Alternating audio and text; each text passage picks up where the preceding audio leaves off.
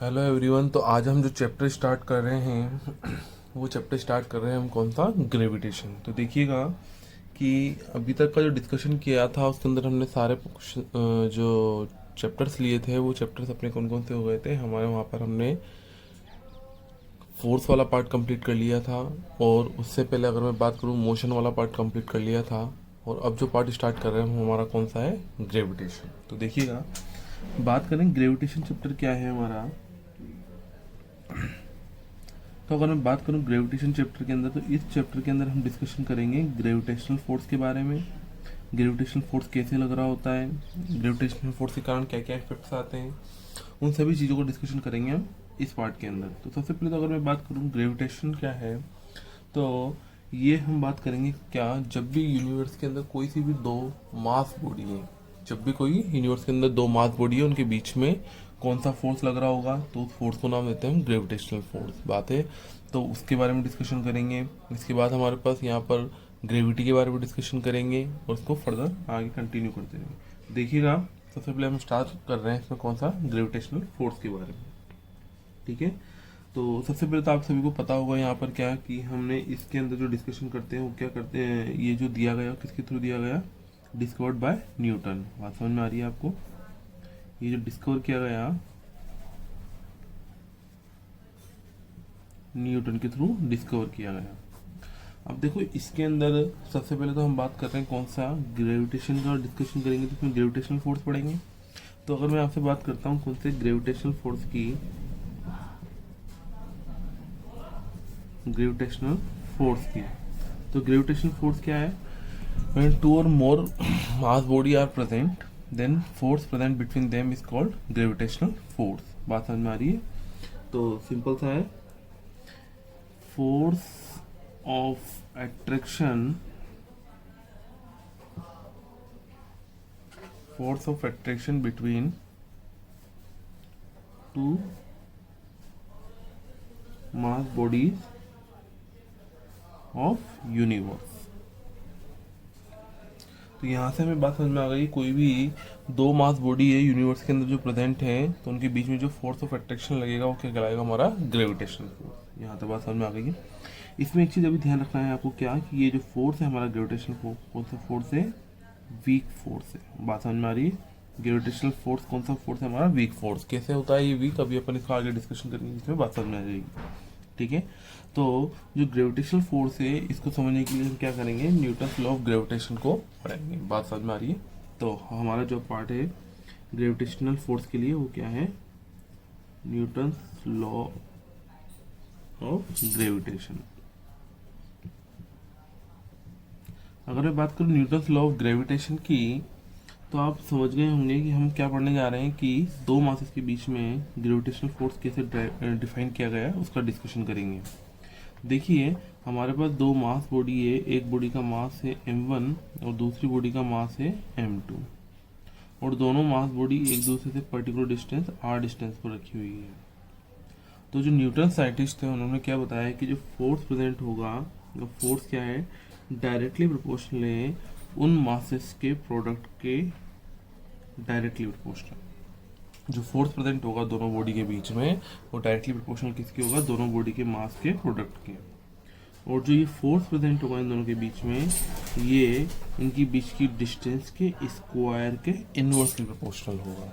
बात समझ में आ रही है, तो जब मैं दोनों कंबाइन करूँगा इक्वेशन 1 और 2 को, तो आप देखते हैं यहाँ से फोर्स क्या आता है हमारा, वो आएगा m1 m2 upon r square. जब यहाँ से ये प्रोपोर्शनलिटी हटाते हैं तो एक कांस्टेंट आता है जिसको हम कैपिटल G लिखते हैं। ठीक है, तो ये ग्रेविटेशनल कांस्टेंट भी बोलेंगे इसे, तो G m1 m2 upon r square. यहाँ जो लिया गया है हमारा G, वो क्या रिप्रेजेंट कर रहा है, हमारा यूनिवर्सल ग्रेविटेशनल कांस्टेंट। बात समझ में आ रही है, तो सबसे पहले तो मैं अगर आपको इसमें देखो, इसमें तो काफ़ी सारी चीज़ें लिखी हैं। तो पहले तो सबसे पहले तो क्या हो जाएगा, m1 and m2 masses, mass of body 1 and another. बात समझ में आ रही है, तो ये तो मासेस हो गए और आर क्या हो गया,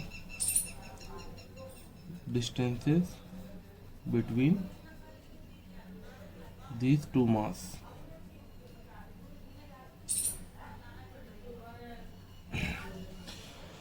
अब देखो यहाँ पर हम सबसे पहले बात करेंगे ग्रेविटेशनल फोर्स जो पढ़ रहे थे सर, हमने यहाँ पर देखा दो मासेस के बीच में लगने वाला फोर्स होता है। तो देखो ये मास m1 और ये m2 है, तो दोनों फोर्सेस पर एक फोर्स लगेगा ग्रेविटेशनल फोर्स, जिसका अमाउंट कितना है जी m1 m2 upon R square. अब मैंने भी आपको बताया कि ये जो फोर्स है कौन सा, अट्रैक्टिव नेचर का फोर्स है। कौन सा फोर्स है, अट्रैक्टिव नेचर का। तो आप देखेंगे यहाँ पर ये जो m1 मास है ये m2 मास को अपनी तरफ क्या कर रहा होगा, अट्रैक्ट कर रहा होगा। तो जो m1 मास है ये m2 को अपनी तरफ अट्रैक्ट कर रहा होगा, तो m1 m2 पर एक फोर्स लगा रहा होगा। बात समझ में आ रही है। तो m1 m2 को अट्रैक्ट कर रहा है अपनी तरफ, तो इस पर एक फोर्स लग रहा होगा इस डायरेक्शन में। सेम ऐसे का ऐसे क्या होगा, m2 मास m1 को अपनी तरफ अट्रैक्ट कर रहा होगा। तो जब m2 मास m1 को अट्रैक्ट करेगा तो उस पर फोर्स लगा रहा होगा कौन सा, ग्रेविटेशनल फोर्स। अब देखो दोनों बॉडीज पर जो लगने वाला फोर्स है वो F जो है वो कितना है, जी m1 m2 upon R square. मतलब ये जो फोर्स है इसका मैग्नीट्यूड फिक्स है और मैग्नीट्यूड फिक्स है, तो दोनों पर लगने वाला फोर्स जो फोर्स है वो कितना है, जी m1 m2 upon R square. मतलब दोनों जो फोर्स हैं ये इक्वल अमाउंट में। मैं इसको देखो बोलूँ कैसे बोलूँगा, force on mass 2 due to 1। बात समझ में आ रही है। सेम इसी इस पे क्या बोलेंगे, force on mass 1 due to 2। बात समझ में आ रही है।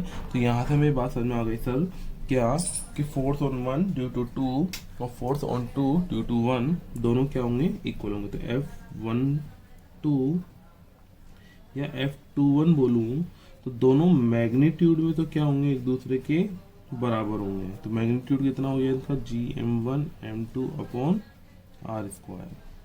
वहीं अगर डायरेक्शन के साथ लिखूंगा मैं फोर्सेस को, तो F12 वेक्टर जो है उसके ऑपोजिट डायरेक्शन में कौन है, F21। तो इसलिए जो डायरेक्शन ऑपोजिट है तो F21 वेक्टर नेगेटिव होगा इसका F12 का। बात हो गई ना, डायरेक्शन के साथ लिख रहे ना अपन, तो जो वेक्टर ये होगा सर इसका ऑपोजिट आएगा तो नेगेटिव लगाते हैं। बात समझ में आ रही है। तो ये तो बात समझ में आ गई सर हमें कौन सा, ग्रेविटेशनल फोर्स की। अब देखो यहाँ तक बात अगर आपको समझ में आ गई ग्रेविटेशनल फोर्स की, m1 m2 और ये फोर्सेस लग रहे हैं, तो यहाँ से हमारा मैग्नीट्यूड आ चुका है। ठीक है। तो यहाँ पर जो हमारा g है, तो अगर हम बात करें हमारा जो कैपिटल G है इसे हम क्या बोलते हैं यहाँ पर, ये हमारा कैपिटल G कहलाएगा ग्रेविटेशनल कांस्टेंट, और इसे यूनिवर्सल ग्रेविटेशनल कांस्टेंट भी बोलते हैं। बात समझ में आ रही है। तो अगर मैं बात करूं इसे हम क्या बोल रहे होंगे यहाँ पर, यूनिवर्सल ग्रेविटेशनल कांस्टेंट। अब देखो इसको नाम यूनिवर्सल ग्रेविटेशनल कांस्टेंट क्यों दिया गया है, क्योंकि ये जो जी की वैल्यू है हम यहाँ पर देखते हैं कि ये कभी भी वैल्यू चेंज नहीं होगी। जब भी हम पूरा डिस्कशन कर रहे होंगे यहाँ देखते हैं कि जो जी लिया गया है हमारा, जी यूनिवर्सल कांस्टेंट है, इसकी वैल्यू कभी भी चेंज नहीं होगी। मतलब ये मीडियम पर भी डिपेंड नहीं कर रहा होगा। तो यहाँ से हमें बात समझ में आ गई कि यूनिवर्सल ग्रेविटेशनल कांस्टेंट है। अगर मैं आपसे बात करूँ जी की वैल्यू कितनी होगी, तो इसकी जी की वैल्यू होती है 6.67 इंटू 10⁻11। ठीक है। इसकी यूनिट कैसे निकालेंगे, फोर्स की unit newton metre square upon kilogram square. तो newton metre square upon kilogram square. बात समझ में आ गई है यहाँ तक। तो यहाँ की बात समझ में आ गई है आपको, जी की बात करी है हमने, तो यूनिवर्सल ग्रेविटेशनल कांस्टेंट है। अब देखो ग्रेविटेशनल फोर्स की क्या क्या प्रॉपर्टीज है, तो अगर सिंपल सी बात की जाए तो ये तो बात समझ में आ गई आपको, अमाउंट में इक्वल है और डिफरेंट ऑब्जेक्ट पे लग रहा है, मतलब ये equal in amount in opposite direction. ठीक है, इन डिफरेंट बॉडीज। तो ये क्या है, न्यूटन थर्ड लॉ को फॉलो कर रहा होगा। तो यहाँ पर हम देखते हैं कि ये जो ग्रेविटेशनल फोर्स है हमारा, ये न्यूटन थर्ड लॉ को फॉलो करेगा। इसके अलावा हम क्या बोल सकते हैं वो, कि जो फोर्स है हमारा ग्रेविटेशनल फोर्स, ये हमने देखा जी m1 m2 upon R square, मतलब दोनों मासेस पर और उनके बीच की डिस्टेंस पर डिपेंड कर रहा था। और जी एक जो हमारे पास यूनिवर्सल ग्रेविटेशनल कांस्टेंट, ये मीडियम के साथ चेंज नहीं होता। मतलब ये पूरी क्वांटिटी ऐसी है जो मीडियम पर डिपेंड नहीं करेगी। तो हम यहाँ से बोल सकते हैं कि जो हमारा एफ ग्रेविटेशनल फोर्स है नॉट डिपेंड ऑन मीडियम। बात समझ में आ रही है। जिस तरह से हम इलेक्ट्रोस्टैटिक फोर्स की बात करते हैं वो किस पर डिपेंड करता है, मीडियम पर, जबकि ग्रेविटेशनल फोर्स मीडियम पर डिपेंड नहीं करेगा। तो ये सारा जो डिस्कशन करा हमने ग्रेविटेशनल फोर्स के लिए, वो ये करा है कि इससे हमें ये पता लग गया है कि ग्रेविटेशनल फोर्स जो है दोनों बॉडी पर लग रहा है इक्वल अमाउंट में, इन ऑपोजिट, हमेशा अट्रैक्टिव नेचर में होगा। यहाँ तक बात समझ में आ रही है। और ये हमेशा अलोंग द लाइन जॉइनिंग, जो दोनों ऑब्जेक्ट को ज्वाइन करने वाली लाइन के अलोंग द लाइन ज्वाइनिंग, मतलब दोनों ऑब्जेक्ट को ज्वाइन करने वाली लाइन के अलोंग होगा। यहाँ तक बात समझ में आ रही है। अब देखो इस पर अभी जो लास्ट ईयर क्वेश्चन पूछा गया हमसे एमयू के अंदर, वो क्वेश्चन क्या पूछा गया हमसे, पूछा गया कि अगर दो ऑब्जेक्ट, जैसे मान लीजिए मैं यहाँ पर देता हूँ, if m1 mass is greater than m2, अगर m1 मास बड़ा है m2 से, तो आप जानते हैं दोनों पे लगने वाला अमाउंट ऑफ फोर्स बराबर है, मतलब जो फोर्स बराबर है F12 F21 के, तो इसको लिखेंगे m1 into acceleration of first, ठीक है, और m2 into acceleration of second, ठीक है। तो यहाँ से मेरे पास पता है सर हमारा m1 upon m2 is equal to लिखा जा सकता है a2 अपॉन a1। यहाँ तक बात समझ में आ रही है। और हम जानते हैं m1 बड़ा है m2 से, तो ये क्वांटिटी क्या होगी, ग्रेटर देन 1। तो यहाँ से हम बता सकते हैं कि sir acceleration of second object is greater than acceleration of first. तो जिस तरह से जिस ऑब्जेक्ट का मास ज़्यादा होगा उसका एक्सेलरेशन कम होगा, और जिस ऑब्जेक्ट का एक्सेलरेशन कम है उसका मास ज़्यादा होगा। बात समझ में आ रही है। तो इस तरह से हम यहाँ पर इस तरह के क्वेश्चन जो भी पूछे जा रहे हैं हम आराम से उसका डिस्कशन कर सकते हैं। तो यहाँ तक अगर आपको बात समझ में आ गई है, तो ये तो हमने बात करी है किसकी, ग्रेविटेशनल फोर्स की, न्यूटन्स लॉ ऑफ ग्रेविटेशनल, ठीक है। तो इसके अंदर हमने जो सीखा है फोर्स के बारे में डिस्कशन किया है कि दोनों जो फोर्स होता है वो किस तरह से लग रहा होता है, तो उसका डिस्कशन हुआ है, और कांस्टेंट। इसके अलावा इसकी यूनिट्स वगैरह के बारे में भी डिस्कशन किया जाता है। जैसे हम इसको आगे कंटिन्यू करें तो देखो, जैसे यहाँ पर हम बात करते हैं सबसे पहले कि सर जी की, आपने देखा होगा आपको जो चैप्टर के अंदर डिस्कशन किया जाता है तो इसकी डायमेंशन पूछी जाती है। तो जी की अगर डायमेंशन पूछी जा रही है तो आप निकाल सकते हैं क्या, आपका फॉर्मूला हो जाएगा, तो फोर्स जो आपका फॉर्मूला है वो क्या हो जाएगा, फोर्स इनटू डिस्टेंस का स्क्वायर अपॉन मास का स्क्वायर। बात समझ में आ रही है। तो मास का स्क्वायर m1 इंटू m2 है ना, ये से लिख लीजिए m1 इंटू m2। तो इनकी यूनिट पुट कर देंगे। इसका होता है dimension m1 L1 T-2, distance की होती है L2, और मास की हो जाएगी कितना, m2।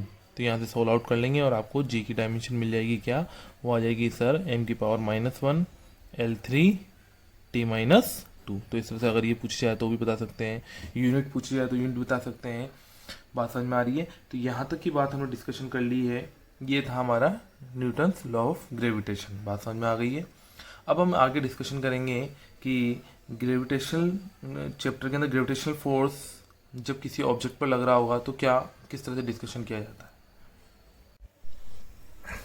तो देखिए, अगर हम बात करेंगे अब किसकी, पहले तो हम छोटी सी चीज़ है कि हमें पता होना चाहिए। अगर मैं बात करूँ आपसे ग्रेविटेशन और ग्रेविटी के अंदर क्या डिफरेंस है, तो सिंपल सा ये समझिए कि ग्रेविटेशन की बात कर रहे हैं तो force between two bodies, two mass bodies, ठीक है, the force between two mass body, then it's called gravitation. पर अगर मैं बात करता हूँ कि इफ वन बॉडी, ठीक है, सेम ये डेफिनेशन इसके लिए बात करेंगे, देन ग्रेविटेशन बोलेंगे। If one body is earth, then gravitation is called gravity. बात समझिएगा। अगर मैं आपसे सिंपल सा बोलूं कि जिससे अगर हम बात कर रहे हैं कि दो बॉडी के बीच में लगने वाले फोर्स का डिस्कशन कर रहे हैं, तो वहां पे सब पे हम उसको क्या नाम से देंगे, ग्रेविटेशन नाम से देंगे। पर अगर वहीं पर अगर एक बॉडी कौन हो जाए, अर्थ प्रेजेंट हो, तो उसको नाम दे देंगे हम ग्रेविटी। बात समझ में आ रही है। तो इसको बोलते हैं ग्रेविटी। अब हमें जो सारा डिस्कशन होगा वो इसी के बारे में करना है कि कैसे ग्रेविटी होती है, क्या होता है, इस तरह का डिस्कशन सारा किया जाएगा। देखो, जो ये फोर्स ऑफ अट्रैक्शन है, यहाँ पर जो फोर्स ऑफ अट्रैक्शन है, इसी को हम क्या नाम देते हैं, इसी को देते हैं वेट ऑफ बॉडी। बात समझ में आ रही है। तो this force of attraction,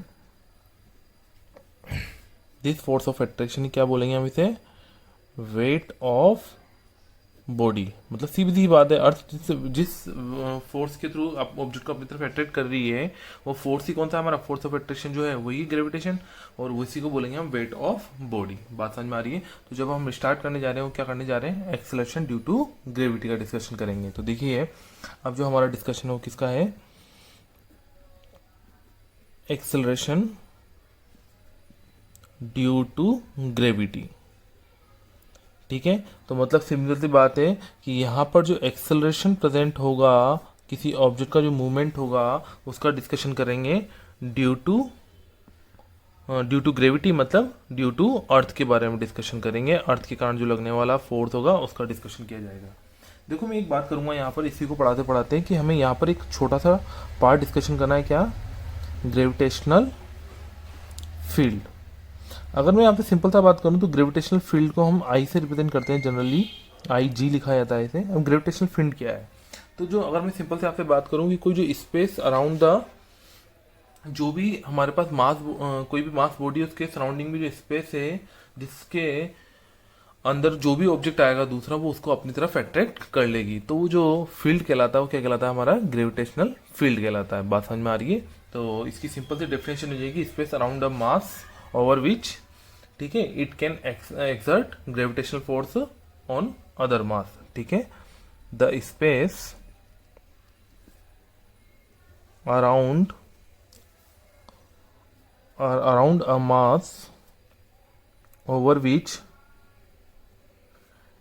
it can extract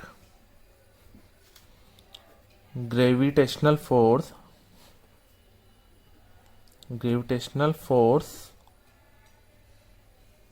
on other body. बात समझ में आ रही है? अदर बॉडी पर जो फोर्स लगाया जा रहा है किसके थ्रू, इस फील्ड के कारण, वो फील्ड क्या कहलाता है, हमारा ग्रेविटेशनल फील्ड। बात समझ में आ रही है? तो इसे बोलते हैं हम ग्रेविटेशनल फील्ड। ठीक है, तो ये सिंपल सी बात है। अब इसको हम आगे डिस्कशन करेंगे। तो ये ग्रेविटेशनल फील्ड क्या है, तो अगर सिंपल सी मैं डेफिनेशन दूँ ये, तो ग्रेविटेशनल फील्ड की डेफिनेशन क्या होगी, तो ये होगा फोर्स कितना लग रहा है किसी यूनिट मास पर। बात समझ में आ रही है? किसी यूनिट मास पर। तो आपने देखा कि ग्रेविटेशनल फोर्स क्या पढ़ा था हमने, सर ये पढ़ा था जी एम। जैसे मैं मान लीजिए बात कर रहा हूँ, एक तो हमारे पास ऑब्जेक्ट क्या हो जाएगा, अर्थ है, और दूसरा ऑब्जेक्ट क्या है हमारे पास में, दूसरा ऑब्जेक्ट है हमारा जिस ऑब्जेक्ट पर फोर्स को फील किया जा रहा है। जैसे मैं सिंपल था यहाँ पर लिख रहा हूँ आपके सामने, ये मैंने एक अर्थ बनाई,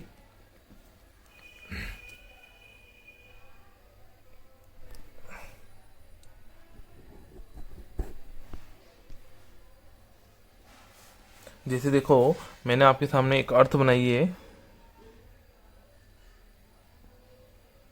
और इस अर्थ के ऊपर एक ऑब्जेक्ट रखा है एम मास का, जो मैं अगर सिंपल था बोलूँ ये रेडियस ऑफ अर्थ हो गई हमारी, और इस पर एक मास एम रखा है। तो आप जानते हैं कि अर्थ इसको अपनी तरफ, ये लिख दिया मैंने M E mass of earth, और ये मास ऑफ ऑब्जेक्ट। तो आप जानते हैं ये ऑब्जेक्ट को अपनी तरफ एक फोर्स से खींचेगी, जैसे आपने बोला ग्रेविटेशनल फोर्स। और सेम अर्थ पर भी वो फोर्स लग रहा होगा, पर अर्थ का मास बहुत ज्यादा है इसलिए वो अपने पोजीशन से मूव नहीं करेगा। तो कौन मूव करेगा, हमारा जो ये ऑब्जेक्ट होगा उसको मूव करना पड़ेगा जिसका मास कम है। तो देखो हमारा फोर्स कितना है सर, हमारा फोर्स आ जाएगा एम, ठीक है, G M M E upon R. देखो रेडियस, दोनों के बीच की डिस्टेंस कितनी है, दोनों मासेस के बीच में, दोनों के सेंटर के बीच की डिस्टेंस कितनी है, तो ये है सर दोनों के बीच की डिस्टेंस आ रही है ए बी आर ई। तो यहाँ कितना लिख देंगे हम, आर ई का स्क्वायर, अपॉन में कितना था मेरा, मास से डिवाइड कर देंगे, ये मास था जो, तो जिस ऑब्जेक्ट में मास था उससे कैंसिल आउट हुआ। तो ये हमारे पास वैल्यू कितनी आ जाएगी आई जी की, ये आई जी की वैल्यू आ गई हमारे पास G M E upon R square. बात समझ में आ रही है? तो अगर मैं आपसे सिंपल सा बोलूँ कि G M upon R E square, mass of earth कितना होता है, हम जानते हैं मास ऑफ अर्थ हमें पता है 6 इंटू 10⁻24। बात समझ में आ रही है? तो अगर मास ऑफ अर्थ की बात करें तो मास ऑफ अर्थ है सर हमारे पास 6 इंटू 10⁻24 kg। और सेम रेडियस ऑफ अर्थ की बात करें तो रेडियस ऑफ अर्थ कितनी है सर, वो है हमारे पास 6400 किलोमीटर। अगर हमें अर्थ की रेडियस पता है और उसका मास पता है तो दोनों की वैल्यू पुट करेंगे। जी की वैल्यू मैंने अभी आपको बताई थी 6.67 × 10⁻11 होती है। जब दोनों वैल्यू को पुट करेंगे और सोल्व आउट करते हैं तो हमारे पास इसकी वैल्यू कितनी आती है, ये आता है हमारे पास 9.8। बात समझ में आ रही है? तो ये 9.8 हमारे पास क्या आ गया, आई जी ग्रेविटेशनल फोर्स के कारण जो वैल्यू आ रही है वो आ गई। अब तो इसको जो आई जी है इसको हम किस नाम से लिखेंगे, यहाँ पर इसको जी के नाम से लिखेंगे, स्मॉल जी से। बात समझ में आ रही है? जिसको हमने बोला एक्सेलरेशन ड्यू टू ग्रेविटी, जो नाम दिया है उससे रिप्रेजेंट करेंगे। तो जो जी की वैल्यू होती है हमारे पास कितनी होती है, वो 9.8। अब देखो यहाँ पर फोर्स को मास से डिवाइड कर दिया, तो आप जानते हैं फोर्स इजिकल टू क्या होता था, मास इंटू एक्सेलरेशन। तो एक्सेलरेशन की यूनिट क्या थी हमारे पास, फोर्स अपॉन मास। तो न्यूटन और अपॉन में क्या है, केजी। तो जब सोल्व आउट किया था तो आपको याद है एक्सेलरेशन की वैल्यू आई थी मीटर पर सेकंड स्क्वायर। तो इसकी यूनिट क्या होती है, मीटर पर सेकंड स्क्वायर। तो जी हमारे पास आ चुका है। जनरली हमारे पास जो जी की value acceleration due to gravity की वो कितनी है, 9 फुट एग्जैक्ट वैल्यू। तो और जब क्वेश्चन को सोल्व आउट करते हैं तो वहां हम अप्रोक्सीमेशन ले सकते हैं, और अप्रोक्सीमेशन लेकर हम उस वैल्यू को कितना यूज कर लेंगे, 10 यूज कर सकते हैं। बात समझ में आ रही है? तो अगर मैं आपसे बोलूँ कि हमें इसकी अप्रोक्स वैल्यू यूज़ करनी होगी, तो हम जानते हैं कि जी की नियरली इक्वल टू वैल्यू क्या ले लेते हैं हम, 10 मीटर पर सेकंड स्क्वायर। जब तक आपसे क्वेश्चंस के अंदर ऑप्शन पे भी डिपेंड करेगा आपको कौन सी वैल्यू यूज़ करनी है। अगर ऑप्शंस इस तरह से दे रखे हैं, पॉइंट्स की फॉर्म में आपके पास आंसर आ रहा है, तो आप क्या कोशिश करेंगे कि आप उसकी वैल्यू 9.8 लें। अगर ऐसा नहीं है, आपको लग रहा है कि कैलकुलेशन सिंपल है, सबका आंसर ऐसा दे रखा है 10 डिजिट्स में आंसर जो आते हैं हमारे पास 0 की फॉर्म में ऐसा कुछ है, या सिंपल आंसर आ रहे हैं, तो हम वहाँ पे डायरेक्ट 10 वैल्यू यूज़ करो, क्वेश्चन को सोल्व कर सकते हैं आराम से। बात समझ में आ रही है? तो आपको सिंपल था ये याद रखना है बस, क्या हमारे पास sir acceleration due to gravity, जिस एक्सेलरेशन से ऑब्जेक्ट अर्थ की तरफ आ रहा है वो एक्सेलरेशन कितना है, जी। कहाँ पर, सरफेस ऑफ द अर्थ। बात समझ में आ रही है? इसकी वैल्यू वेरी करेगी अगर हम इसकी हाइट चेंज करेंगे, पर अभी आपको ध्यान रखना है क्या कि इसकी वैल्यू कितनी है, सरफेस पर कितनी आई सर हमारे पास, वो आ रही है G is equal to GME upon RE का स्क्वायर। सर अर्थ की रेडियस मतलब जो प्लैनेट जिस पर भी हम ऑब्जेक्ट को रख रहे हैं उसकी शेप चेंज होगी, तो उसकी शेप चेंज होगी तो उसकी रेडियस चेंज होगी, तो वो चेंज होगी तो एक्सेलरेशन ग्रेविटी चेंज होगी, मास चेंज होगा तो भी चेंज होगी। तो यहाँ तक हमें बात समझ में आ गई है कि अर्थ की बात की जाएगी तो सर यही होगा, और इसकी वैल्यू कितनी आ रही है, 9.8 मीटर पर सेकंड स्क्वायर। ठीक है, तो ये चीज़ हमें ध्यान रखनी है। अब हम आगे जो डिस्कशन करेंगे इसमें, वो क्या डिस्कशन करेंगे, हमें डिस्कशन करना है इसमें कि इसको कैसे कैसे वेरी किया जा सकता है। ठीक है, तो variation of acceleration due to gravity उसका डिस्कशन किया जाएगा। बात समझ में आ रही है? तो हम क्या डिस्कशन कर रहे हैं अब, variation of acceleration due to gravity. बात समझ में आ रही है? तो variation of acceleration due to gravity, G की वैल्यू कैसे कैसे चेंज हो सकती है, क्या सर ये हमेशा कांस्टेंट रहेगा? तो देखो मैं अगर आपसे बात करूं तो हमने देखा सर ये तो सब कुछ डिपेंड कर रहा था कि आप कहाँ पर हैं। अर्थ पर थे तो अर्थ का मास था, उसकी रेडियस ली। हो सकता है सर अर्थ की रेडियस खुद ही चेंज होती है, हमें याद है इक्वेटर पर अलग है और पोल पर अलग है, तो मतलब इसकी वैल्यू अलग अलग आएगी, तो ये वैल्यू भी चेंज होगी। तो ये जो हमने लिया गया है ये हमारे पास एक अप्रोक्सीमेट डाटा है। ठीक है, पर हम अगर एक से डिस्कशन करेंगे तो किस किस चीज़ पर डिपेंड करता है, तो सबसे पहले तो डिपेंड करेगा सर इसकी रेडियस पर, मतलब ये डिपेंड करेगा कितनी हाइट पर ऑब्जेक्ट को रखा जा रहा है। मान लीजिए मेरी ये अर्थ है, ठीक है, और अर्थ के अभी तो हमने इसकी सरफेस पर रखा हुआ था, सरफेस पर न रखकर हम इसे किसी हाइट पर ले जाएं, तो हाइट ले जाने पर इसकी सेंटर से जो डिस्टेंस है वो चेंज हो जाएगी, तो मतलब हाइट चेंज करने पर भी इसकी वैल्यू चेंज हो रही होगी। अगर मैं इसको ऑब्जेक्ट को अर्थ के अंदर ड्रिल करके अंदर ले आऊँ तो भी इसकी डेप्थ चेंज हो जाएगी, तो डेप्थ पर भी डिपेंड करेगा। मतलब सर ये 2 से 3 चीज़ों पर डिपेंड कर रहा है, किस पर, अर्थ की शेप पर डिपेंड कर गया, कि हाइट पर कितनी हाइट पर इसे रख रहे हैं, डेप्थ पर डिपेंड कर रहा है, और यहाँ पर एक और फैक्टर आएगा इसके रोटेशन पर। बात समझ में आ रही है? तो देखो सबसे पहले मैं आपको शॉर्ट में लिखा दूँ क्या किस किस पर डिपेंड कर रहा है, इफेक्ट ऑफ एल्टीट्यूड। बात समझ में आ रही है? तो इसकी एल्टीट्यूड पे मतलब इसकी हाइट पर डिपेंड करेगा। बात समझ में आ रही है? और सेकंड किस पर डिपेंड कर रहा है, ये इफेक्ट ऑफ डेप्थ। बात समझ में आ रही है? और इफेक्ट ऑफ डेप्थ मतलब कितनी डेप्थ पर लिया जा रहा है। थर्ड किस पर डिपेंड करता है, शेप ऑफ अर्थ। अर्थ की शेप पर भी डिपेंड करेगा कि अर्थ की शेप कैसी है। ठीक है, तो effect of shape of earth. और फोर्थ क्या हो जाएगा हमारा, effect of rotation of earth. Earth का रोटेशन के कारण भी हम देखेंगे यहाँ पर इसकी वैल्यू चेंज हो रही होगी। ठीक है, तो सबसे पहले तो डिस्कशन हम स्टार्ट कर रहे हैं, जिसके अंदर हम सबसे पहले देखेंगे क्या कि इसकी हाइट के साथ इसका वेरिएशन कैसे हो रहा है। बात समझ में आ रही है? तो आपको अभी मैं बताऊंगा जिस कंसेप्ट से ध्यान रखना है कि किस तरह से वेरी कर रही है। ठीक है, तो अब स्टार्ट करेंगे हम इसमें variation of G with height. तो देखिए स्टार्ट कर रहे हैं अपन क्या, आप इफेक्ट ऑफ एल्टीट्यूड, ठीक है ना, हाइट पर कैसे डिपेंड कर रहा है। देखो मैं अगर आपसे बात करूं हाइट के हिसाब से हम वेरिएशन की बात कर रहे हैं, तो सर इसके अंदर इसकी हाइट के ऊपर डिपेंड कर रहा है। तो देखो मैं आपके सामने डिस्कशन कर रहा हूं हाइट के हिसाब से। तो देखिए ये मान लीजिए मेरी अर्थ थी, ठीक है, और अर्थ के सेंटर ये रहा हमारा, इसकी रेडियस कितनी है आर ई, मास कितना है इसका एम ई, अर्थ की बात कर रहे हैं। अब एक ऑब्जेक्ट लिया गया हमारा, वो ऑब्जेक्ट कहाँ से लिया गया, ये लिया गया मान लीजिए एम मास का ऑब्जेक्ट लिया मैंने, और इसको क्या करा मैंने अर्थ की सरफेस से, ये अर्थ की सरफेस है, इस अर्थ की सरफेस से इस ऑब्जेक्ट को मैंने रखा एच हाइट पर। बात समझ में आ रही है।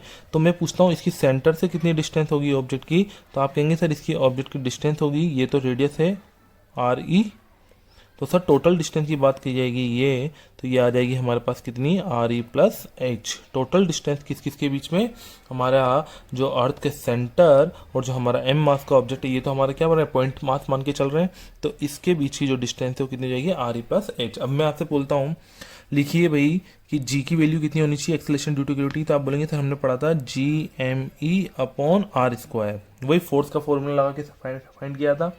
तो जब हमने फोर्स का फॉर्मूला लगाया था तो G M upon R E square आता जब अर्थ की सरफेस पर था, पर अब मैं कहाँ चला गया, उससे एच हाइट और ऊपर चला गया, तो मैं आर ई प्लस एच रखूंगा उसकी जगह, तो मैंने रख दिया कितना आर ई प्लस एच का होल स्क्वायर। अब देखो यहाँ तक अगर आपको बात समझ में आ रही है, तो ये नया जी डैश नाम दिया है मैंने इसको, जो नया जी आएगा इसकी वैल्यू सेम तो नहीं आएगी सर। देखो कैसे, अगर सर इसमें से आप आर ई स्क्वायर कॉमन ले लोगे तो ये बन जाएगा G M E upon R E का स्क्वायर, और अपॉन में क्या बच जाएगा 1 plus H upon R E का होल स्क्वायर, और ये तो सर खुद वैल्यू कितनी है जी के बराबर, तो हमारा जी डैश आ रहा है G upon 1 plus H upon R E का होल स्क्वायर।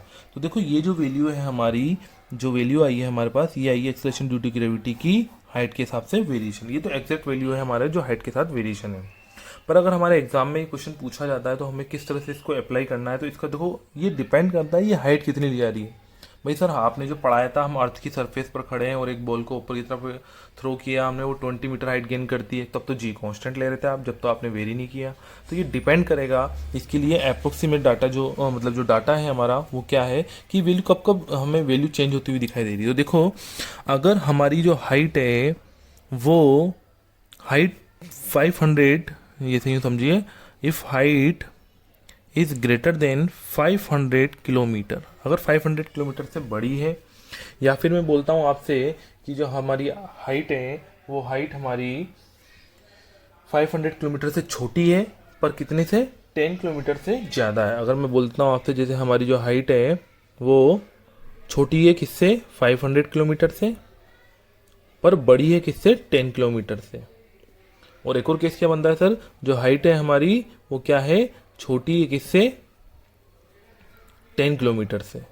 तो ये 3 केस लिए हमने, पहला तो सर एच 10 से छोटा हो, फिर 10 से बड़ा हो, और ये, तो ये जो 3 केस लिए हैं मैंने आपके सामने, इसके अकॉर्डिंग हमें ध्यान रखना है क्या, अगर एच 10 किलोमीटर से छोटी हाइट ले रहे हैं, मतलब 10 किलोमीटर से कम का जितनी भी कैलकुलेशन होगी वो सबके अंदर हमें क्या करना है, उसके अंदर हमें जी की वैल्यू को कांस्टेंट लेके चलना है। बात समझ में आ रही है। ये 3 केस है हमारे पास में। तो फर्स्ट केस तो लिया जिसमें हम जी को क्या लेंगे कांस्टेंट लेके चलेंगे, ये कांस्टेंट कितना रहेगा हमेशा 9.8 लेके चलना है आपको कांस्टेंट। बात समझ में आ रही है, ये वैल्यू कांस्टेंट लेके चलनी है अपने को, ये हमेशा वेरी नहीं करेगी, हमेशा 9.8 या 10 यूज करके क्वेश्चंस को सोल्व कर लिया जाएगा। बात समझ में आ रही है। ये कहाँ से कहाँ तक है हमारी, ये जो डिस्टेंस है हमारी 0 से लेकर 10 किलोमीटर के बीच का, कोई सा भी डाटा होगा सर मुझे तो चेंज ही नहीं करना है, सेम आंसर लिख दूंगा। वहीं अगर मैं आपसे बात करता हूँ जो हमने जनरल डाटा फाइंड किया था वो कितना था, ये था।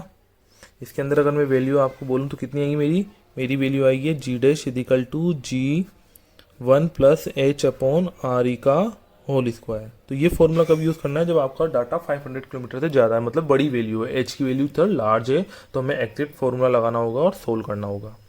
पर अगर इससे छोटी वैल्यू है किससे 500 से और 10 से बड़ी है, तो मतलब ये वैल्यू क्या होती है, ये थोड़ी मैं बात करूँ छोटा डाटा है, तो इसका अप्रोक्सीमेशन लगाना होगा। बात समझ में आ रही है। तो अप्रोक्सीमेशन मेथड में क्या करते हैं हम आप पढ़ेंगे 11th क्लास के अंदर इसको कि ये वाला जो बेस वाला पार्ट है ऊपर जाएगा तो -2 पावर हो जाएगी, और पावर आगे जाती है किसके थ्रू, बाइनोमियल अप्रोक्सीमेशन आप पढ़ेंगे उसके अकॉर्डिंग। तो इसका आंसर आ जाएगा कितना, G1 + h/r था, इसका पावर -2, और -2 को आप आगे ले लेते हैं यहाँ पर, तो हमारा आंसर आ जाएगा G' = G1 - 2h/r।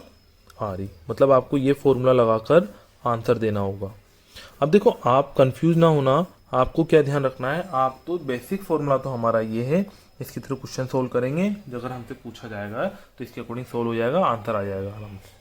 बात समझ में आ रही है। जैसे मैं आपसे बोलता हूँ कि मैंने एग्जांपल लिया कि इफ ऑब्जेक्ट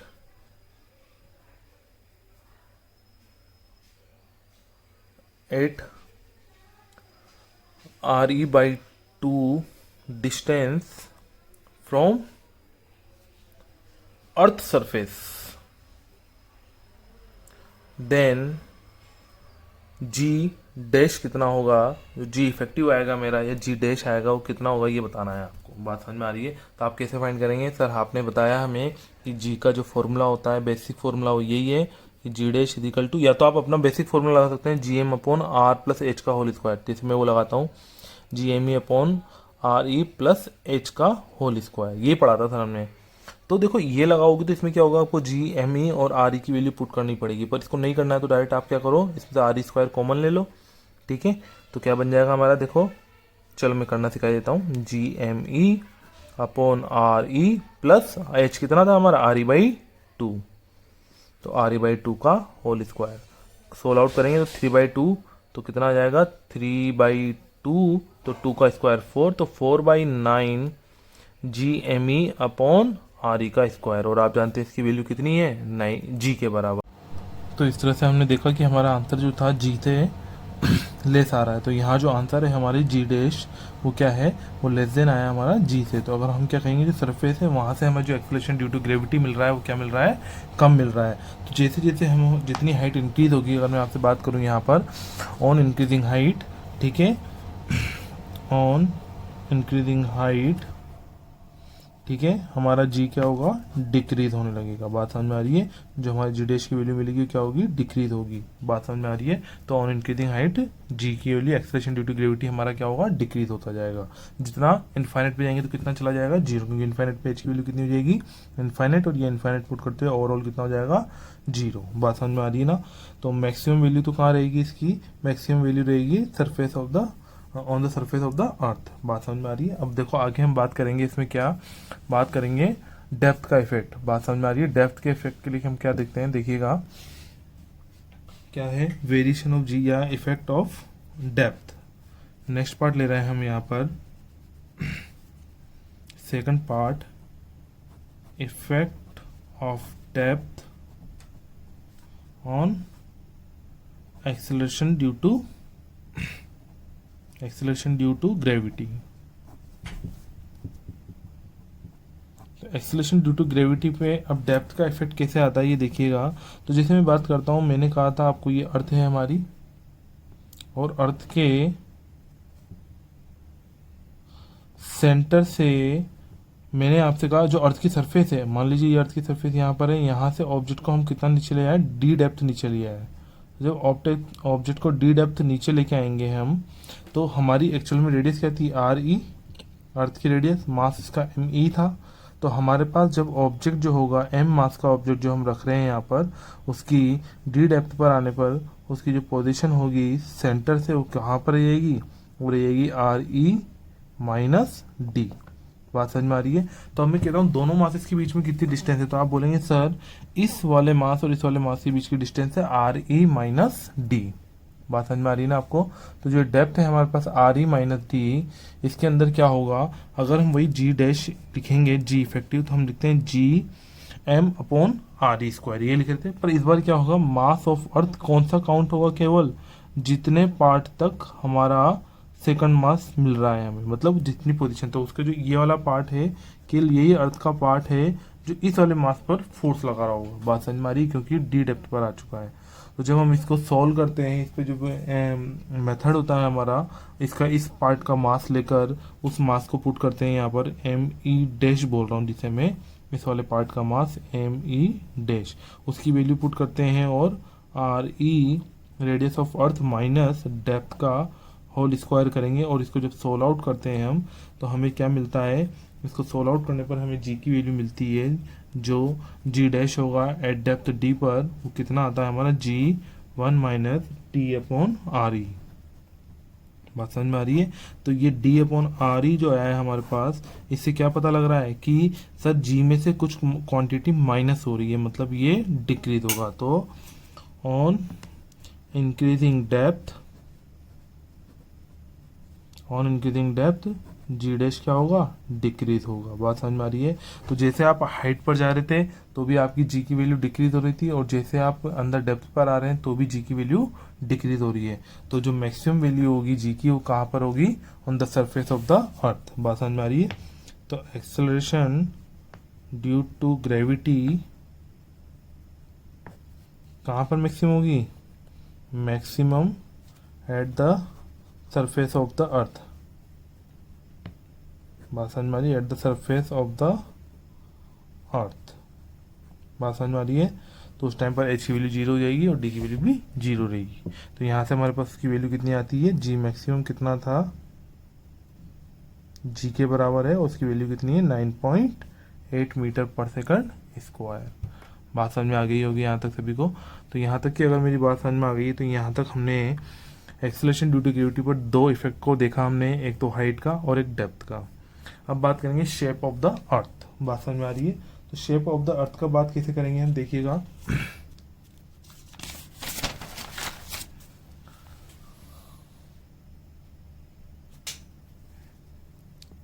थर्ड पार्ट है हमारा effect of depth, sorry, effect of shape of earth.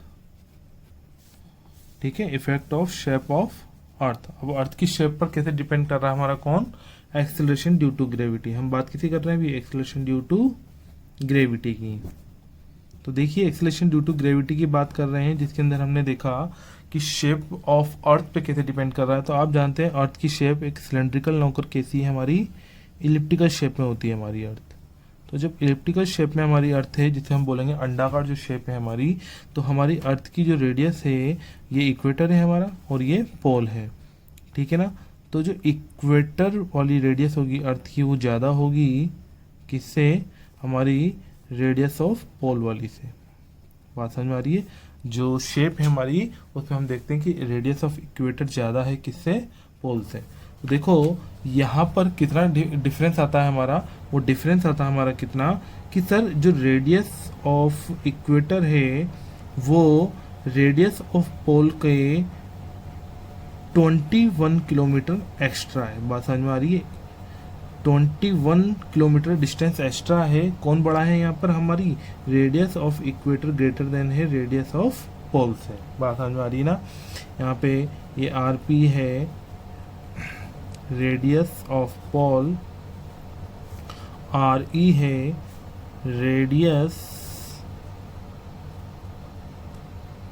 Radius of earth at pole. बात समझ में आ रही है? और radius of earth at equator. बात समझ में आ गई होगी यहाँ तक? अब यहाँ तक कि अगर मेरी बात समझ में आ गई, तो देखो सबसे पहले सर हमने एक फैक्टर पढ़ा था कि जी डैश होता है हमारा, जी जो होता है वो कितना था, G M E upon R E का स्क्वायर, रेडियस ऑफ अर्थ का स्क्वायर की बात कर रहे थे। तो देखो अगर मैं आपसे कहता हूँ जो आपका जी है वो इन्वर्सली प्रोपोर्शनल है किसके, रेडियस के स्क्वायर के। बात समझ में आ रही है? सर रेडियस के स्क्वायर के इन्वर्सली प्रोपोर्शनल है, तो हम जानते हैं रेडियस ऑफ इक्वेटर ज़्यादा है तो जी क्या होगा, उसका कम होगा। तो यहाँ से हम बोल सकते हैं क्या, दैट्स वाई जी ऑफ, दो इक्वेशन है हमारे पास, तो रेडियस और किसकी ज़्यादा है, रेडियस इक्वेटर की ज़्यादा है, तो जी उसका क्या होगा, कम होगा। तो इक्वेटर का जी कम है किससे, जी एट पोल। बात समझ में आ रही है? तो एक्सेलरेशन ड्यू टू ग्रेविटी की वैल्यू कहाँ ज़्यादा होगी, पोल पर। बात समझ में आ रही है? तो अगर पी की जी जो यहाँ पर ज़्यादा है, तो वो ऑब्जेक्ट का जो वेट है, हमें अगर यहाँ जो फील कर रहे हैं उसको इक्वेटर पर लाएंगे तो उसका वेट क्या हो जाएगा, कम हो जाएगा। तो अगर यहाँ से मैं किसी ऑब्जेक्ट को खरीदता हूँ और उसको यहाँ लाकर बेचूंगा तो उसका वेट क्या हो जाएगा, कम हो जाएगा, तो मुझे जो लॉस होगा। बात समझ में आ रही है ना। तो अगर आपको प्रॉफिट करना है तो आप इक्वेटर से खरीदें। बात समझ में आ रही है। इक्वेटर से खरीदेंगे और उसको पोल पर जाकर बेचेंगे तो आपको फायदा हो जाएगा। बात समझ में आ गई यहाँ तक। तो इस तरह के क्वेश्चंस कई बार पूछे जाते हैं कि कोई सेलर है उसका प्रॉफिट होगा, तो आप जानते हैं यहाँ से अगर वो इक्वेटर से किसी चीज को खरीदे और पोल पर जाकर बेचेगा तो उसको प्रॉफिट हो रहा होगा। बात समझ में आ रही है ना। ठीक है। तो ये चीज का डिस्कशन हमारा था शेप पर डिपेंड है। तो शेप पर डिपेंड कैसे आया कि सर अर्थ की जो शेप है वो इलिप्टिकल है, इसके कारण उसका acceleration due to gravity change होता है कहाँ से कहाँ तक, पोल से लेकर इक्वेटर तक। कहाँ पर मैक्सिमम होगा सर, पोल वाले पॉइंट पर मैक्सिमम होगा, और कहाँ पर मिनिमम होगा, इक्वेटर पर। बात समझ में आ रही है। तो इस तरह से अब देखो, अगर हम आगे डिस्कशन करें, क्या effect of shape of earth हो गया, अब बात करेंगे effect of rotation of earth. बात समझ में आ रही है। इफेक्ट ऑफ रोटेशन ऑफ अर्थ।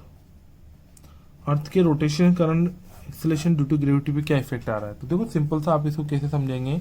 अगर मैं आपको समझाने की कोशिश करूं कि एक्सेलरेशन ड्यू टू ग्रेविटी कैसे डिपेंड कर रहा है, तो आप ऐसे समझिए कि ये हमारी अर्थ है और अर्थ मान लीजिए इस एक्सिस के अबाउट रोटेट कर रही है। ठीक है ना। इस अर्थ को जो रोटेशन हो रहा है उसकी स्पीड है एंगुलर स्पीड ओमेगा। ये कौन सी स्पीड है हमारी, एंगुलर स्पीड। बात समझ में आ रही है ना। अब देखो ये जब रोटेट कर रही थी, तो मैं अगर आपसे सिंपल सा बोलूं कि इसका जो रोटेशन हो रहा है उस रोटेशन को अगर मैं देखता हूं, इसकी जो इक्वेटर वाली पोजीशन है, ये इक्वेटर वाली पोजीशन है, तो मान लीजिए कि मैं अर्थ के हॉरिजेंटल जो इक्वेटर लाइन है उससे थीटा एंगल पर एक पॉइंट पी पर ऑब्जेक्ट प्रेजेंट था मेरा एम मास का। ठीक है। कितने एंगल पर है वो, इक्वेटर से थीटा एंगल पर है। तो जो हमारा ये जब रोटेट कर रहा होगा तो इस ऑब्जेक्ट पर क्या होगा, बाहर की तरफ एक फोर्स लगेगा, सेंट्री फ्यूगल फोर्स, वो हम बाद में डिस्कशन करेंगे। अभी तो आप ये समझिए जब रोटेशन होगा तो इस कारण इसकी जो एक्चुअल वैल्यू, देखो हमेशा एक्सेलरेशन ड्यू टू ग्रेविटी किधर होता है, towards of the centre of the earth. तो ग्रेविटी इधर होगी जी, पर ड्यू टू रोटेशन क्या होगा, इस पर कोई ऐसा फोर्स आएगा पीछे की तरफ जो इस जी की वैल्यू को कम कर देगा। तो जो यहाँ हमारे पास जी इफेक्टिव मिलेगा हमें, वो जी इफेक्टिव कितना मिलेगा हमें, वो जी इफेक्टिव मिलेगा G minus omega square R E, radius of earth की बात कर रहे हैं अपन, यहाँ पर आर ई क्या है हमारी, रेडियस ऑफ अर्थ। तो omega square R E cos square theta. बात समझ में आ रही है। तो अगर मैं आपसे कहता हूँ थीटा की वैल्यू को अगर मैं यहाँ पर देखो, ये तो मेरा सबसे पहले तो आप समझ में आ गया हमें क्या आ गया है, हमारा जी इफेक्टिव की वैल्यू है सर, कि जी की वैल्यू इस थीटा पर डिपेंड करेगी। जैसे जैसे थीटा चेंज होगा वैसे वैसे ये जी की वैल्यू चेंज होती जाएगी। ये हम जी कहाँ पढ़ रहे हैं, इस पॉइंट पर पढ़ रहे हैं जब थीटा एंगल पर था। अब देखो एट इक्वेटर थीटा कितना हो जाएगा, 0 डिग्री। तो थीटा 0 है तो cos 0 कितना हो जाएगा, 1। और जब 1 हो जाएगा तो जी इफेक्टिव कितना आ जाएगा हमारे पास, तो तब जी इफेक्टिव आ गया हमारे पास G minus omega square R E. मतलब जी में से माइनस होने वाली क्वांटिटी की मैक्सिमम वैल्यू है। मतलब ये जी क्या है मेरा, जी मिनिमम वाला है। सेम अगर मैं बात करता हूँ एट पोल, तो पोल पर थीटा की वैल्यू कितनी है, 90 डिग्री। तो थीटा की वैल्यू 90 हो जाएगी तो जी इफेक्टिव कितना आएगा सर, ये जी देखो cos थीटा की वैल्यू कितनी, cos 0 की वैल्यू कितनी होती है, cos 0 1 होता है, और cos 90 कितना हो जाएगा हमारा, cos 90 हो जाएगा 0। तो जी इफेक्टिव किसके बराबर होगा, जी के बराबर, जो क्या है हमारा जी मैक्सिमम। तो मैंने आपको अभी हाल बताया था कि हमारे पोल पर मैक्सिमम वैल्यू होती है जबकि इक्वेटर पे मिनिमम वैल्यू होगी। बात समझ में आ रही है यहाँ तक। तो इस तरह से हम बता सकते हैं कि रोटेशन ऑफ अर्थ पर आपको ये ध्यान रखना है, ये फॉर्मूला, जिससे हम क्वेश्चन को समझ पाएंगे कि सर पोल से इक्वेटर की तरफ जैसे मूव करेंगे, पोल से आप इक्वेटर की तरफ मूव करेंगे तो आपकी जी की वैल्यू क्या होती जाएगी, इंक्रीज होती जाएगी। मिनिमम कहाँ रहेगी, इक्वेटर पर। तो इक्वेटर से यहाँ से इधर जाने पर आपकी जी की वैल्यू डिक्रीज हो रही होगी। बात समझ में आ रही है। ओमेगा यहाँ याद रखें क्या है, ओमेगा है, यहाँ लिख देता हूँ मैं, हियर ओमेगा एंगुलर स्पीड, ठीक है, और आर ई क्या है, रेडियस ऑफ अर्थ। याद रखें मैंने जो एंगल लिया है थीटा, वो एंगल कहाँ से लिया है, फ्रॉम इक्वेटर, ठीक है ना। तो जो पोजीशन ऑफ ऑब्जेक्ट कहाँ से ले रहे हैं, सारा मेजरमेंट इक्वेटर से कर रहे हैं। तो इस तरह से आप क्वेश्चंस को आराम से सोल्व कर सकते हैं कि किस किस तरह से हम जी को वेरी करा सकते हैं। तो मेन फैक्टर आपको याद रखना है, जी को वेरी कराने के लिए सर 4 फैक्टर पे डिपेंड कर रहा था। सबसे पहले हाइट पर, फिर डेप्थ पर, फिर उसकी शेप पर, और उसके बाद रोटेशन पर। बात समझ में आ गई है। तो इस तरह से हमसे डिफरेंट डिफरेंट तरह के क्वेश्चन पूछे जाते हैं, जिनका आंसर देना है। तो सबसे बेस्ट क्या मेथड है, जो मैंने आपको पॉइंट्स बताया, उन पॉइंट्स को ध्यान रखें और क्वेश्चंस को आराम से सॉल्व कर लेंगे। चलिए तो देखो, अगर हम अब बात करें यहाँ पर, इसी को आगे कंटिन्यू करेंगे। अब हम बात कर रहे हैं क्या, वेट ऑफ बॉडी। किसी बॉडी का वेट क्या होता है, किस चीज़ को बोल रहे हैं हम। तो आप सिंपल से समझिए, जब भी मैं वेट की बात कर रहा हूँ तो वेट क्या होता है हमारा, ये होता है gravitational force on body due to earth. बात समझ में आ रही है। अर्थ के कारण जो लगने वाला ग्रेविटेशनल फोर्स है वो कौन सा क्या कहलाता है, हमारा वेट के बराबर होगा। तो ये किसके बराबर होगा, ये हम बात करें sir, mass of body into acceleration due to gravity के बराबर होगा। तो मतलब सिंपल सी बात है सर, ये फोर्स की बात कर रहे हैं हम। जो फोर्स लगाया जा रहा है, जो ग्रेविटेशनल फोर्स लग रहा है किस पर, बॉडी पर, ग्रेविटी के कारण। तो अर्थ के कारण लगने वाला जो फोर्स है, तो सर मास तो बॉडी का एम आ जाएगा, उसका मास कितना है, एक्सेलरेशन ड्यू टू ग्रेविटी कितनी होती है, जी। मतलब अगर मैं सिंपल सी बात करूँ तो आप एक्सेलरेशन लिखते थे, उस एक्सेलरेशन को यहाँ क्या लिख देंगे, जी। अब जी कौन सा ले रहे हैं आप, जितना उसका जिस पोजीशन पर होगा उसके अकॉर्डिंग होगा। अगर मैं बढ़ता हूँ अर्थ की सरफेस पर है तो जी की वैल्यू कितनी आएगी, 9.8। तो अर्थ की सरफेस पर बात की जाए, अर्थ की सरफेस पर ऑब्जेक्ट का जो मास है तो कैसे दिखे, इसकी यूनिट की बात करूँ मैं आपसे, तो कैसे कैसे रिप्रेजेंट करते हैं हम, कि 1 kg वेट की बात करूँगा मैं। तो बताओ 1 kg वेट मतलब मास कितना कर दिया मैंने, 1 kg। तो 1 kg वेट मतलब मास 1 kg कर दिया, तो इसकी वैल्यू 1 हो गई। और ये कितना है जी, 9.8। तो मेरे पास 9.8 इंटू 1 कितना आ जाएगा, 9.8 न्यूटन। तो कितना 1 kg वेट लिख देता हूँ मैं 9.8 न्यूटन की जगह, तो भी कोई दिक्कत नहीं है। मतलब मैं यूनिट यूज़ कर सकता हूँ डायरेक्ट, क्या, 1 kg वेट। अगर मान लीजिए मेरे पास किसी ऑब्जेक्ट का मास 5 kg है, तो वहाँ पर आप क्या बोलेंगे, 5 इंटू 9.8 ये था, तो 5 kg वेट बोल सकते हैं। बात समझ में आ रही है। तो अगर मान लीजिए एग्जांपल दे रहा हूँ मैं आपको, 5 kg मास जो होगा, तो वहाँ पर एफ ग्रेविटेशनल फोर्स कितना लग रहा होगा उस पर, 5 kg वेट लग रहा होगा। बात समझ में आ रही है आपको। या फिर और क्या बोला जा सकता है, 1 kg मीटर पर सेकंड स्क्वायर भी बोल सकते हो, किसके, मीटर पर सेकंड स्क्वायर एक्सेलरेशन की यूनिट है। तो और क्या है, वो भी किसके बराबर रहेगा, मास 1 kg है तो 9.8 न्यूटन के बराबर होगा। तो बात समझ में आ रही है आपको। तो इस तरह से आपसे ग्रेविटेशनल फोर्स पूछा जाए तो इसको इस तरह से भी लिख सकते हैं। और क्या लिख सकते हैं, 5 kg मीटर पर सेकंड स्क्वायर। बात समझ में आ रही है आपको। तो यहाँ तक मेरी बात समझ में आ गई होगी कि जब भी आपको इस तरह से पूछा जाए आराम से आप सोल्व कर सकते हैं, ठीक है। तो आपको ये 5 kg वेट जो मैं बोल रहा हूँ, इस पे 9.8 से मल्टीप्लाई करना होगा, तो न्यूटन में आप इसका आंसर दे सकते हैं। बात समझ में आ रही ना। 5 into,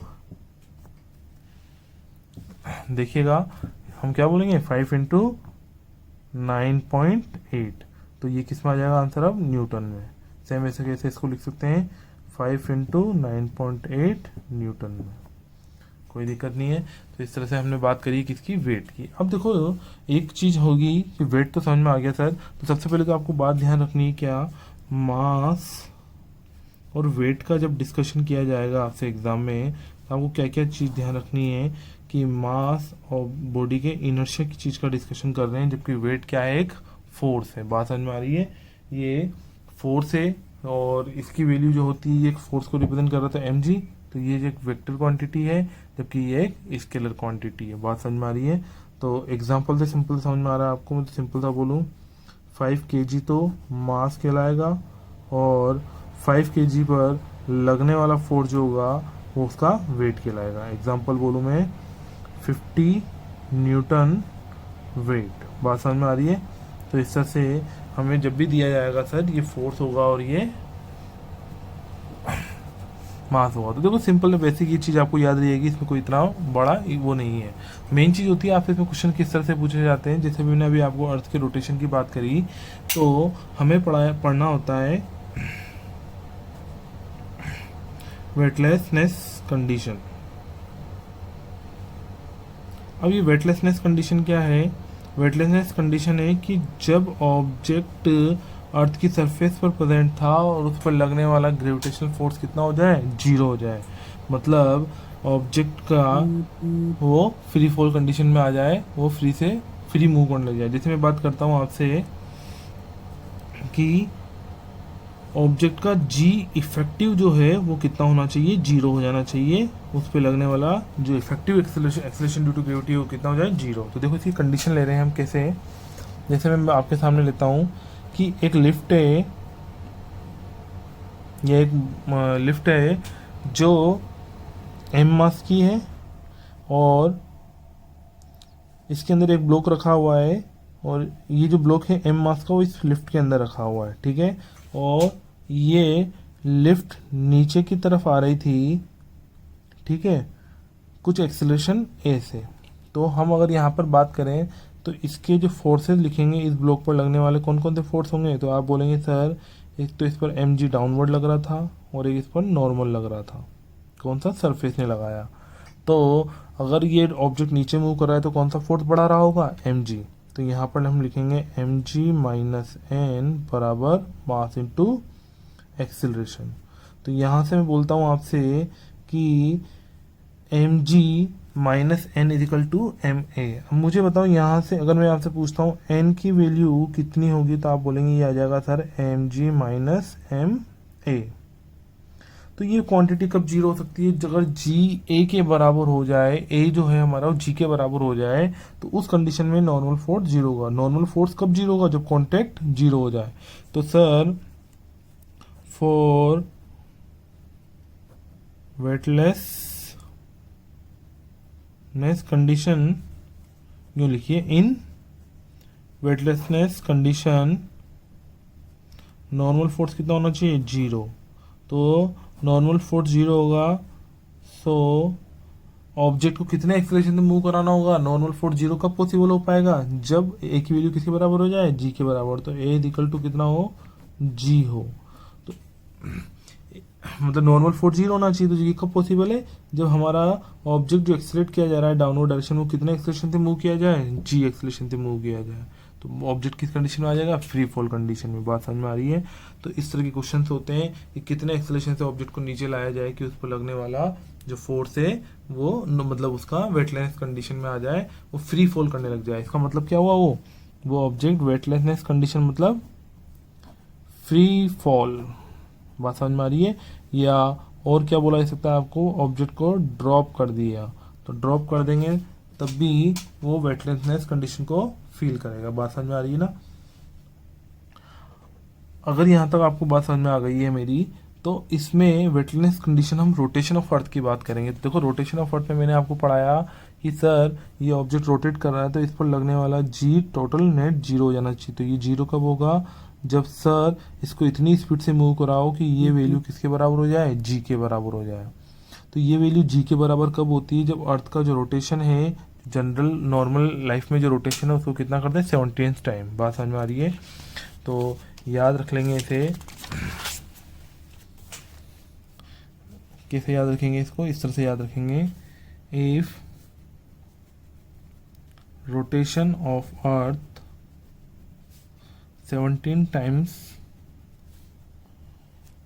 if rotation of earth is 17 time, यूँ लिखिए आप, हाँ,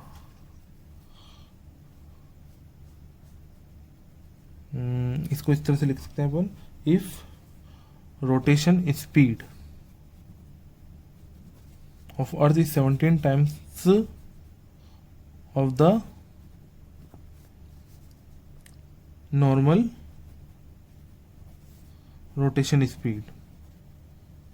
मतलब अगर इसकी जो रोटेशन की स्पीड थी वो नई वाली रोटेशन कितना कर दें हम, 17 टाइम्स कर दें इसकी नॉर्मल एंगुलर स्पीड का, तो इस टाइम पर क्या हो जाएगा, इस टाइम पर जी इफेक्टिव जो था हमारा, वो जी इफेक्टिव कितना आता है, G minus omega square R E cos square theta था, उसके अंदर ये वैल्यू किसके बराबर आई थी, जी के बराबर। तो मुझे बताओ ये वैल्यू जी के बराबर आएगी कब आएगी, जब 17 टाइम्स इसको वैल्यू पुट करेंगे, कितनी, जो पहले थी हमारे पास। तो ये अर्थ की जो पहले थी उससे कितनी कर दी हमने, 17 टाइम्स कर दी, तो जो हमारा जी इफेक्टिव आएगा वो यहाँ पर कितना आ जाएगा, जी इफेक्टिव 0 होगा सर। तो आप तो सिंपल सा इतना सा याद रखें कि अर्थ का रोटेशन अगर मैं 17 टाइम्स कर दूं उसके नॉर्मल रोटेशन स्पीड से, तो पक्का है वो ऑब्जेक्ट क्या हो जाएगा, फ्री फॉल कंडीशन में आ जाएगा। किस कंडीशन में आ जाएगा, फ्री फॉल कंडीशन में, ठीक है। Then object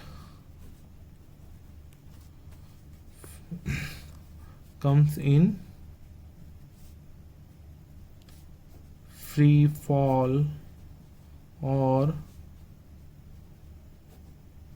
weightlessness condition. बात समझ में आ रही है। वेटलेसनेस कंडीशन कब होगी, जब वो 17 टाइम्स स्पीड से मूव कराया जाए। तो ये भी क्वेश्चन कई बार आपसे एग्जाम में पूछ लिया जाता है, इसलिए आपको याद होना चाहिए। चलिए, तो यहाँ तक का जो डिस्कशन किया हमने, acceleration due to gravity, weight और मास का डिस्कशन कर लिया है। आपको ध्यान रखना है स्मॉल जी और कैपिटल जी में क्या डिफरेंस है, और वेट और मास में क्या डिफरेंस है, एक्सेलेरेशन ड्यू टू ग्रेविटी पे कैसे कैसे depend, acceleration due to gravity को कैसे कैसे वेरी कराया जा सकता है। ग्राफ वगैरह हालांकि आपसे पूछा नहीं जाएगा, तो अभी आपको इतना ज़रूरी नहीं है, तो यहाँ तक का पार्ट आप कंप्लीट करें। चलिए।